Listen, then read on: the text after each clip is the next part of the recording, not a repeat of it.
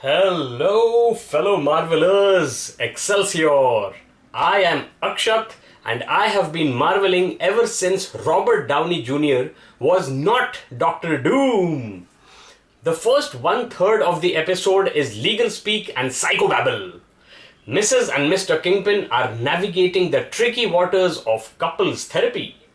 Matt Murdock, another example of RIP Stan Lee's love for alliteration, is waging a war of words on other lawyers in the district attorney's office.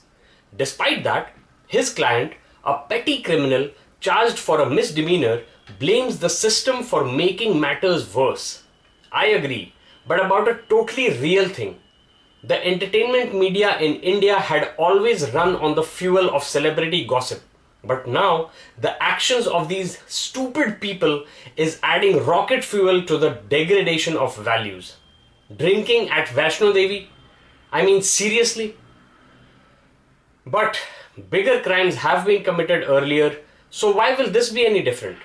Celebrities get a tap, not even a slap, on the wrist, and their offspring can bounce away to foreign lands until the hype dies down, which it will, because public memory is woefully short. This generation's attention span has been swept away by the tsunami of information of all sorts emanating from screens. The solution is not to step backwards, but forwards and empower them to use it for good. Which brings me back to Daredevil, as Mayor Kingpin agrees to take the first small step towards a larger, much more ambitious and beneficial project. Superhero shows are rarely based in anything even remotely resembling reality, which is why Marvel has taken this show down this road. I like it when art imitates life, because ultimately we need a spark to ignite a revolution, and that spark can come from art. Just like the series of sparks when the countdown timer on a rocket reaches zero, we too can start a chain reaction for future generations. Advitya included, by choosing to consume and produce constructive art instead of following crass humor and cringe-inducing content. But back to why you and I are here.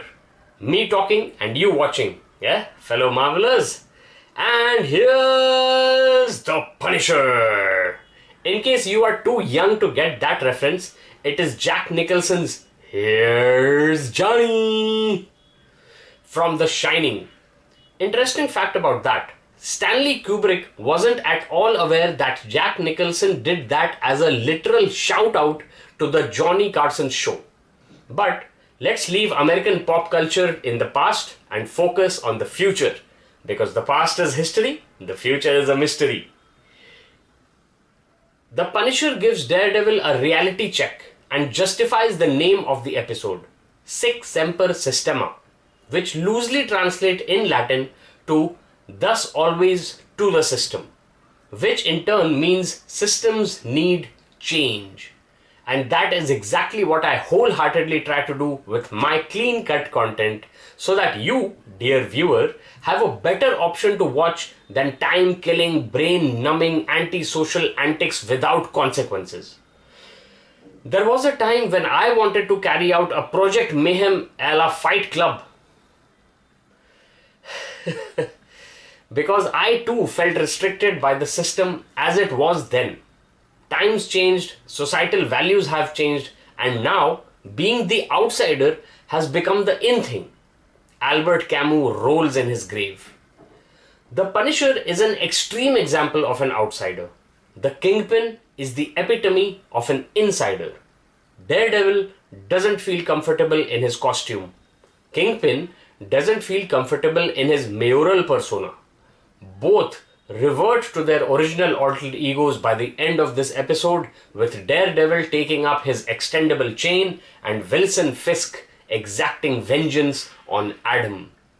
Adam is not the Guardians of the Galaxy guy. He is the guy who Vanessa Fink had an affair with. Let's see what the next episode brings. Goodbye.